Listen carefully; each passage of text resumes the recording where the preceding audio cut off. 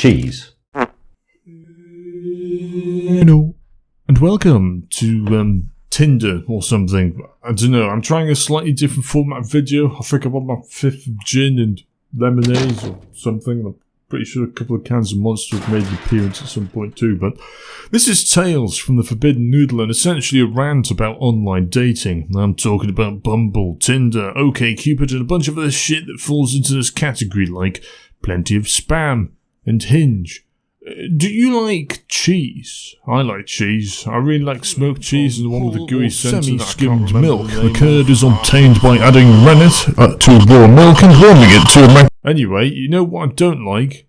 Disingenuous companies that remove features under the veil of it, quote-unquote, improves user experience when the reality is all they want is your hard-earned money. Do you really think they give a shit about how depressed and lonely you are? No, they do not. They'd rather piss in your face than admit that they've made your experience worse. Features, like letting people know who visited your profile. That's right, OkCupid. I remember when you had that feature. Naturally, it struck up many conversations that led to dates and shit because it was easy for my potentially autistic ass to realise when someone was actually interested in my profile. Mainly because I played a really socially awkward game of tennis, of constantly visiting each other's profile over the course of a week until someone had the balls to send the first message, and then you removed it, because apparently you like to discriminate against the socially awkward, citing it being an improvement in quote-unquote user experience and online safety.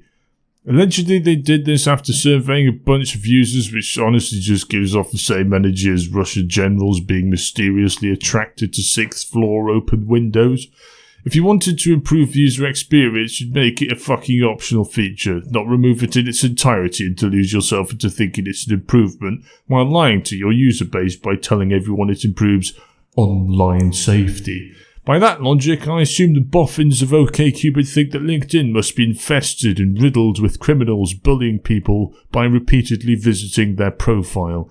Oh, the horror. Whatever will I do with the knowledge that a potential date has shown an interest in my profile? You see how ridiculous that sounds? So don't gaslight me just because you made a mistake in your business model. You...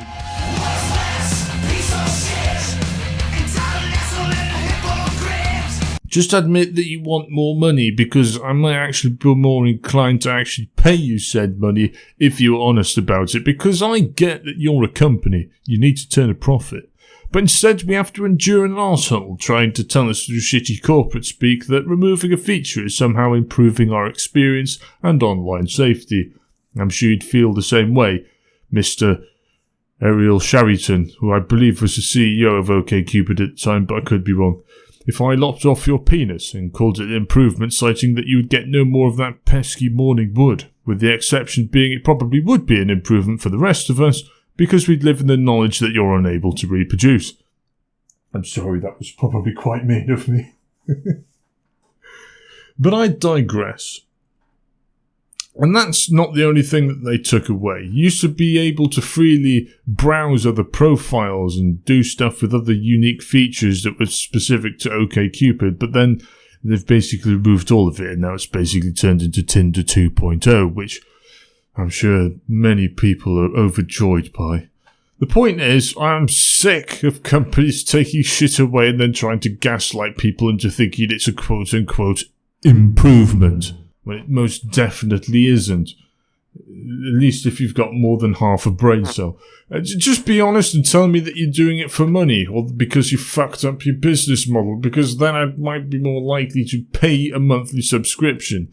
Except that means I have to choose between a DTS plain module or a monthly subscription to an app that, you know, the vague chance of messaging someone. How are these two even remotely comparable? Why does one cost the same as the other? When did that become a thing? But then you've got companies like Hinge that like to pretend that they want nothing more than to be deleted from your phone like some sort of weird masochist.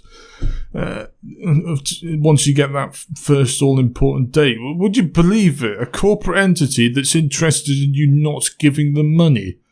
I mean, of course it's absolute bollocks, and as the saying goes, if it's too good to be true, it's probably a bellend trying to swindle your money so he can surgically enhance his penis to 3mm so he can masturbate himself into a coma with a pair of tweezers and a magnifying glass. And Hinge is no exception. If they really gave a shit, why do they effectively divide people by class? Not just like free tier and paid tier. I'm talking about free tier and then 2 other classes above that. And the highest tier, you're effectively paying double the money of a Spotify subscription for a vague chance to message someone, with paid tiers giving you priority messages. Apparently they think that you being poor is punishable by going to the bottom of the pile when it comes to romantic relationships, which strikes me, quite frankly, as a little bit fucked up. Not to mention it's literally owned by the same conglomerate as Tinder, called Match Group, which coincidentally also own OkCupid, Match.com, and Plenty of Fish. I have to restrain heavily from calling it Plenty of Spam. I'm pretty sure I already have, because that's all I ever seem to fucking get from that app. Which effectively means that the end result for all these apps will always be the same, because they're owned by the same company, which inevitably means that they have the same corporate goalpost, which is to exploit the lonely, socially inadequate and depressed, to milk them for all they're worth by dangling a carrot in front of you that promises the illusion of a romantic relationship. They're not interested in finding you a match, they're interested in how much you could remortgage your house for to pay them a quite frankly outlandish subscription. But they can afford to do this because they have a monopoly on the market. But that's enough about the companies, although I would like to say one more thing about Tinder, because I fucking hate it when you get a notification that says you've got a match and you get that dopamine hit, open the app and find that there is no match present. If you give me the notification, at least have the decency to tell me that the match is fucked off into the ether. But anyway, I'm not done, because I'm not just pissed off and sick of dating companies and their apps and all that bollocks, but I'm also sick of the people on them too.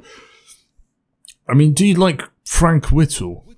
I like Frank Whittle. He makes engineering and had interest in flying from an early age. At first he was turned down by the Royal Air Force. But you know what I don't like? Instagram handles and Snapchat usernames. Picture this, you're on Tinder, you literally have the opportunity to tell the world who you are, what you like, what you despise, what your hobbies are, your favourite music and why you like it, your hopes, your dreams, your fears, your darkest secrets, and literally everything in between. And instead, you decide to post your fucking Instagram handle or your Snapchat username. Do you want to know who gives a flying fuck about your Instagram handle? Nobody. Nobody gives a shit. You're just as uninteresting as the rest of us, and if you aren't, you've probably got daddy issues, deep hidden insecurities, or emotional baggage that no stranger in their right mind really gives a shit about. You know who might give a shit about that sort of thing outside of your closest friends and family? Someone you're already dating, but given the fact you're on Tinder, the chances are about as probable as Putin's ability to conduct a 3-day quote-unquote military operation. In fact, adding your Snapchat username just gives off a vibe that you're only interested in collecting followers. And granted, some people are, because they're just as mentally fucked up as I am, apparently, but if you're not, don't do it. 9 times out of 10, I, and probably many others, will swipe left on you for doing just that. I intended that as an incentive, but given I look like Jesus if he crawled out of a bin with some hair loss, that probably gives the wrong message. But I'm not done yet, because filters. I swear, oh God, there's a fucking huge spider. Where did that come from? I wasn't there a second ago. Was it? Yeah. Oh, no. Anyway, don't you fucking dare. 1 second. I'm going to have to pause this recording. Okay, so I managed to catch it in a cup and drop it outside the window, so I think I'm safe for now. So it inevitably finds its way back indoors only to scare me at bedtime. Anyway, as I was saying, I'm not done yet because filters, I swear to God, I mean, let me put it this way. Having the word cute scribbled all over your face just makes you look like possessed Toby Zed from that Doctor Who episode with the Impossible Planet. With that filter, that is literally all I can think of. You look like you're possessed and about to start speaking in bass, heavy tones. Outside of that, you're borderline catfishing and setting yourself up for disappointment and consequently hurting nobody but yourself and wasting the time of pretty much everyone else. Additionally, if I turn up to a date and your eyes are twice as small as what's on your pictures, I'm going to be mildly upset because some people like boobs and ass or whatever, and that's fine. I can understand, but I like cute eyes. That's what you want, but it's true. I'm a sucker for adorable shit anyway. The point is, I hate the fact that people could post filtered pictures and post dogs and stuff, but the minute I post a picture of a ferret, someone reports it. I'm not talking about, like, over the course of an entire year. I'm talking, like, literally days. If I post a picture of a ferret on my profile, my own ferret as well, it's not just like I've just slapped a random animal on there and called it a day to try and get likes. It legitimately was my own ferret at the time. It got reported and removed from my profile literally within 48 hours. Yet some arsehole on the internet with a heavily altered picture of themselves that's been filtered and photoshopped into oblivion somehow manages to get away with it, and it's perfectly fine. For whatever reason. It adds nothing to your profile, it misleads everyone. Meanwhile, I'm adding to my profile. I have 5 additional pictures of myself and doing various other shit, and I've added picture of ferret to emphasise the fact that I love ferrets. And some arsehole thought they'd report it within 48 hours of me put I swear to God. The dating world's fucked up, man. Anyway, with that rant out the window, the third point is if your profile says something along the lines of, I won't message first, just why are you even here? I mean, for context, I'm literally in the process of getting myself an autism diagnosis. There's a wait time of between 12 and 18 months on the NHS, but still, I'm borderline terrified of unknown social interaction, and yet I still try to send the first message. Admittedly, I spend at least 37 minutes trying to work out what the first word in the message should be, but you get the point. Yet random person on Tinder, on the other hand, 90% of the time doesn't have these issues, and yet requests that I, a partially verified socially retarded individual, should be the one to send the first message. My borderline, if not autistic ass, should be the one to send the first message. I mean, if you're looking for an extrovert, just state that in your profile. Don't make me jump hurdles only to go on a date and find out that your personality consists of a vacuous cave with a neon sign of some angel wings on a night out. Which leads me on to my final issue with online dating. You go through the arduous process of finding a match, only for you to go out and find that their personality has about as much depth to it as a sheet of A4 paper.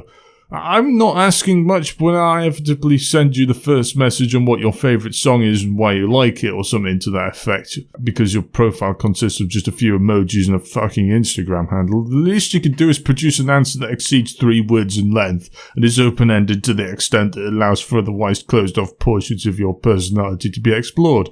Instead, we both have to endure a couple of words from yourself that rarely exceed 2 syllables.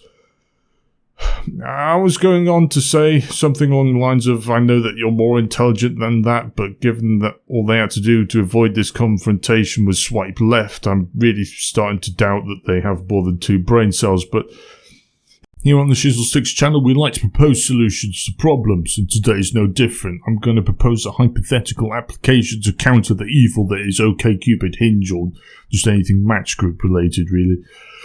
And coincidentally, it will not be developed by Match Group. It will have no affiliation with Match Group. It's because Match Group is shit, right? But we also have to acknowledge that it has to be profitable for the developer, so 10 quid at most for a subscription. If Spotify can host billions of songs on their application and millions of users simultaneously using it, I'm sure a dating app could manage just fine on that. Anyway, said paid tier allows for more options to expand on your profile, like more voice-recorded bio parts, more characters for your bio, more photos in your bio, more or unlimited likes when you're swiping, more match filters for things like religion, and diet. So if you're particular about either of those, you can filter out people, that sort of thing. More tags for those hobbies that are perhaps less important than those that would be mentioned in your bio, for instance. But one thing it won't do is message priority, because let's not insult our users by reordering their inbox. Maybe highlight those that use a paid tier or put their lettering in bold or something like that, but that's it. It also bans adding your Snapchat or Instagram handle by using a messaging system that doesn't suck bollocks. I'm looking at you, Tinder, for this, because I don't understand how a fundamental part of your application is so flawed. When I send a message, all it has to do is be sent. It doesn't have to fail to be sent, and then when I press retry, send it twice. Or when I receive a message, give me a notification to say that I have received a message, only to find out I have to wait another hour in order to read it. You piece of shit.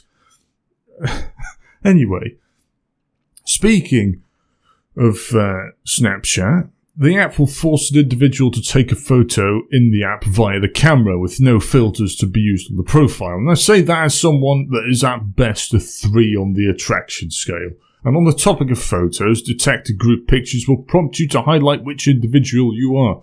Some people like playing Guess Who and spot the difference, but when it comes to dating, I guarantee that most people do not like playing either of these, especially when you end up going on a date only to find out that the person you are dating isn't the person that appeared to be on the profile, or at least who you thought was on the profile. Anyway, and this one's probably a bit controversial, and it bothers me that I even have to say it, to be honest, but I'm going to say it anyway. No societal or political badges. If a user wants to display them, let them do it themselves in their bio. Let's not back them into a corner with it. The societal media echo chambers are bad enough as they are without dating apps getting involved with a pop-up message. If you're going to take people's money, at least do it with some dignity that doesn't involve spitting on the faces of 50% of your consumer base, and that's before we get into condescending pandering. Don't do it. We are adults, not toddlers that need constant reassurance from a faceless entity. Anyway, on that note, now that we've solved the world's problems, goodbye, and thanks for watching. And now I have to find the stop button. And the mouse, actually, because, oh god, where is it? There we go. Found it.